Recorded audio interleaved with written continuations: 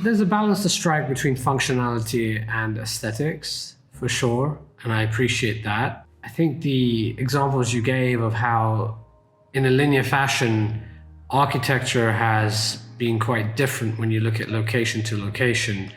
Really, this comes down to the design of a city and urban planning. And we're living in very different times where the sewage systems, the proximity to natural resources, whether you're close to an ocean or whether you're close to a big flat piece of land, that all impacts the way you design cities, for sure. You look at Europe and you look at London, for example. Wow, the road system is very, very confusing to navigate. It's twisty and turny. You talk about Florence, you've got the most beautiful little streets, and across Italy it's like this too. But what we have to remember is, at the time, the context when cities were designed like this, cities were perhaps designed around defense. You literally had the threat of armies coming in and invading, and a city would be enveloped by a fortress, a castle, right? And we go to these places because A, people are living there and it's amazing how they've adapted, but B, it's so different than what some of us might, unless you're a listener who's from these places. Very different when you're living in a sky high-rise apartment. You're living in, farmland in a flat area, and you go to these historic places just to see how people live, right? And people have made it work. On the other extreme too, unfortunately, wherever you go in the world, there are tents, there are homeless people, there are slums. I've been to slums in India, I've been to slums in the Philippines, and it is really heartbreaking to see. Not that people are living in small... Don't forget San Francisco. For sure, but I mean... Yeah. Large parts of the population too, you're right, you're a large part of the global population doesn't have, the space that many of our listeners would probably take for granted. But it's not about the size of the space you live in. It's about the quality. And I've been to places where, there's dump sites. And it's just, there's so much pollution. There's so much danger, with children playing around next to these dump sites that can easily cut themselves and injure themselves and catch diseases. And, we're innovating and trying all these new things in major tier 1 cities, but it isn't yet reaching. It's not reaching the global population that really needs it. And my theory for this is, it's the result of a capitalist movement. When you have a capitalist system, and I'm a VC, I'm a venture capitalist, right? I invest in many of these startups. They have to find a way to go to market. And even things like prefab modular homes are starting out at a minimum of $50,000. Now that sounds very affordable when you consider the construction costs today, but $50,000 for a very small, tiny studio, and that's and I'm giving you an average figure, right?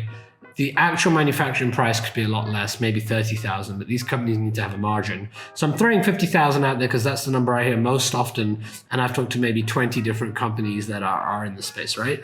But that price is a function of A, a cost plus approach where you have a gross margin.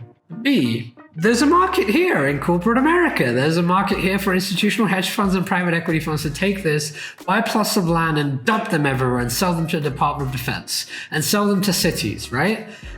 It's a blessing because, if you live in the West, you can take advantage of these, but I don't see how these solutions can really be scaled in other regions. You're also limited, and I gave a $50,000 number, right? You've got to remember, these are massive, massive pieces of I'm going to say hardware, right? Materials that you need to take from a factory and transport. And that transportation is a big deal because sometimes you need permits. You might have to even close highways down or roads down. And there's a real, significant cost to delivery and installation. So these are some of the economics behind, and we're talking, I guess, now about prefab and modular. We just happen to be talking about that right now. But yeah, well, that was a big area of specialty, and most actually my clients for a few years were modular construction companies. So. And so here we are, and we've got a wave of these companies. I'm an investor in one of these companies, Boxable, that has done fantastic as an investor, right? One of my best investments I've ever made. But there is a real crisis in terms of how to scale this, and all of these companies that need factories to produce, they're sold out. There is demand, but for some reason, the economics are difficult to scale beyond a certain amount of production. You can only produce so many a day, and you need massive factories. Yeah. Well, so I mean, I think this is you're pointing. I mean, you've said a lot that there needs to be local solutions. And in architecture, they call it vernacular architecture, right? The architecture in Morocco looks extremely different than Paris, right? But they're as the plane flies, they're not that far away, and each one of those grew up around a whole bunch of different circumstances. It's effing ridiculous to ship, some sort of modular unit, especially to, a lot of, I forget what the correct term is, but, the developing countries, I know it's not a right word, but like most of the countries that are at the bottom end of the capitalist system, are in warm climates. I'm just going to say it. And they don't need heavy construction. In fact, heavy construction, a lot of times the vernacular architecture it's like it might be in a really nice shed, or a really nice, biodegradable, thatch hut or something like that. And that's the way they built for thousands of years, and they need to go back to, or like that's the ideal, or there's some hybrid, right? The point is, it's different everywhere. And this goes back to, it really relates to my earlier point, which is, the towers in, Boston Seaport, they don't look that much different than New York. And they don't look that much different than San Francisco, and they don't look that much different than Seattle or LA, right? All these glass towers, they look pretty much the damn, and I could really pick them apart why they're shit design. Somebody can edit that out, but it's really shitty.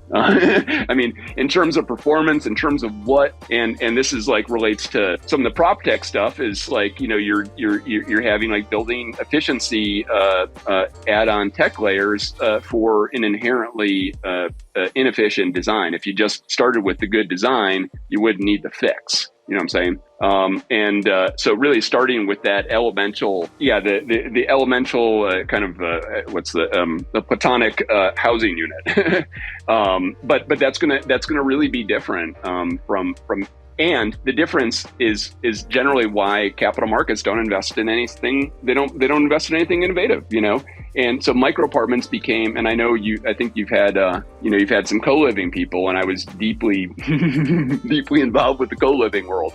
And co-living, I mean, some people say it didn't work, and I'm going to say it didn't work because it was first of all, it was a hedge, It was like, we're gonna adapt these, this unused inventory and rely on technology to change sort of the structural problems with this building, instead of like starting from scratch and like making really good integrative design part of the plan, instead of kind of throwing this somewhat superficial and debt laden, more importantly, layer on top of on top of a building that is still kind of old school by design. And co-living, we make the mistake of looking at co-living as trying to replace what single family offers, what multifamily offers. And I offer a new way to think about this, that when you look at the life stage of human being, there's a time and a place when you're young where co-living is a phase of your life that is something you should, perhaps experience. And when you look at it that way, there is definitely a market for co-living. I actually invested in a couple of startups personally that are part of that trend, right? And I think the big realization was that you need to be very specific with who your market is.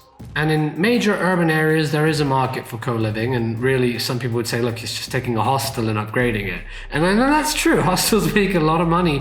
I have a point on that in a second, but go on. Yeah, and then the other extreme of co-living might be these really cool exotic locations where people can go for a few months, a retreat. So those are two extreme examples where whatever they're called, whether it's called a hostel or a meditation retreat, they're all examples of places where people want to co-live and be part of a community. So back to you. I know you've got thoughts on this. Yeah, for sure. Yeah, and well, first was I wrote a white paper that was published about bringing back the residential hotel as a way of handling actually San Francisco's homeless problem. This was in late 2016, early 17, and and essentially, again, looking at historical models that worked, and it's still true of most countries where you have hotels where you have both temporary guests and you also have long stay guests. They were, I forget, want to say it was something like 15% of San Francisco's housing stock around the turn of the last century was these type of, because it was it's a port town. You have people, that they might be just going there seasonally or they're passing through. And for a lot of people, a lot of people are doing that for 10 years, and this was what if I had to do it over again, and I've definitely tried to push this, is just deregulating the hotels. We got hotel units for days. Call them micro apartments, call them co-living, whatever you want. The architecture is no different. Really, it's not. You have a lobby for a communal space. You might have a restaurant. This is not reinventing. So sometimes it's a matter of really looking at the past for successful models. But it does require. Sometimes it requires some policy change, which is something that I'm not afraid to get into and make a fuss. For shame, because really the implications are serious here. People are hitting the streets. Homeless people didn't plan to be homeless. They ran out of affordable housing situations, and a lot of them were made crazy by the streets. It's not fun out there. Not even, you don't even have to go that kind of far down the socioeconomic ladder to look at just, single people, people moving into town for the first, the kind of the core of the co-living demographic that it hits. Unfortunately, I think because of the relative high cost of co-living, I visited a co-living place on Minna Street. I won't say which one it was, but it was like $2,500 for, this was like 4 or 5 years ago for a converted SRO unit. And you can get something very comparable, at the time for, $1,000 less. Once you have your bearings in a city, that the co-living market tends to mature out. That's my general experience, and it's mostly cost driven. So if you can integrate that into the platform, like the kind of the flexibility of living and stuff like that, I think there's a humongous market. And if we think of co-living as a way, not as an asset class, but as a way of living, right? Which is really what it is. I am really hoping to find startups that approach the problem more as an operating system solution. By that, I mean, you could have a homeless shelter, you could have an orphanage, you could have a senior care facility, you could have a drug rehabilitation center, you could have a domestic violence shelter. All of these are examples of people co-living together. Now, I've chosen examples to be provocative that aren't very easy to monetize. We're all used to hearing about the tech co-working villa, and the retreat center where you can pay big bucks, thousands of dollars to have yoga, etc. But putting that aside, because that's easy to relate to, we do see models of co-living today. We just don't call them that. We brush them aside as a social initiative. But it's sad because a lot of PropTech solutions monetize where the money is. But there has to be a way to monetize and do good. And so for me personally, I'm really hoping that I can find a startup that approaches that and makes that a way of being. Well, I got a startup. So here's I don't want to say it's my latest startup. I've been working on it for over 2 years, and basically I started at the end of 2019, and 1,000 miles later, and then a lot of stuff in between. I'm still pushing it, and so it's called Runhouse, and I have a kind of a holding page at run.house. How did I start talking about Runhouse? Wait, what were we just talking about here? Sorry. Oh, the culture. Yeah. So, I remember reading an article, and this was around the time of, kind of co-living's heyday, if you will, 2015, 16, 17, something like that. And it was something to the effect of, people actually develop relationships and community by going through experiences, right? And by going through hardships together, right? Like if you've been a startup founder, you feel certain kinship to the guy that gal that you've stayed up till, whatever. So in the same way, we're bonded to family because we fight with them all the time, right? and our roommates or the roommates, that we kept in touch with or something like that. So anyway. You got people that live on a submarine for years and people in the military too, that as a byproduct of their work, they're together and they're in the trenches literally. Totally. So believe it or not, removing all pain points is actually a liability to forming community, right? If you have it as too non-participatory, no one gives a shit. It's like So you're saying that when we have our four walls, we don't really get to know our neighbors. There's no forcing function, a place where we all commune, whether that's shared bathrooms, a shared cafeteria where we have to eat in, mandatory places to go and visit. Is that what you're saying? For sure, yeah. I can't find it, and listen, I'm 45 years old, and I claim exemption to some of these rules, and that is relevant. Like I'm not a kid, right? Like I don't have the same expectations of housing. Like it was absolutely fine for me to share a bathroom for a really long time. Now I kind of like my own, So I remember hearing like an architect, and he was saying something about kitchens and bathrooms and like negotiating kitchens and bathrooms, right? Cleaning up the kitchen, cleaning up the bathroom, use of the bathroom. And like, yeah, that's how intimacy is in relationships. And I don't want to say like it has to, I do refer to the college dorm as so many people talk about the college dorm being the best part of their lives. But then they're like, oh, but I couldn't live with X, Y, and Z. I'm like, well, why don't you not live with X, Y, and Z? Like a dorm does not mean you have to have a shared shower. It just means that you have your friends living down the hallway, and that you have like a place where you tell stories and you make stories together, right?